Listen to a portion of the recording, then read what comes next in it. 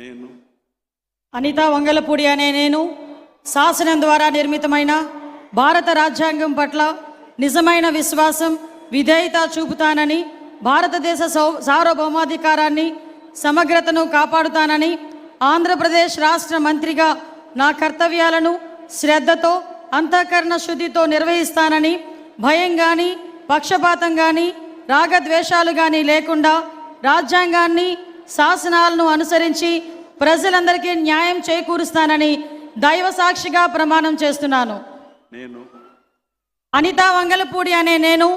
ఆంధ్రప్రదేశ్ రాష్ట్ర మంత్రిగా నా పరిశీలనకు వచ్చిన లేదా నాకు తెలియవచ్చిన ఏ విషయాన్ని నా కర్తవ్యాలను సక్రమంగా నిర్వహించేందుకు అవసరమైన మేరకు తప్ప ప్రత్యక్షంగా కానీ పరోక్షంగా కానీ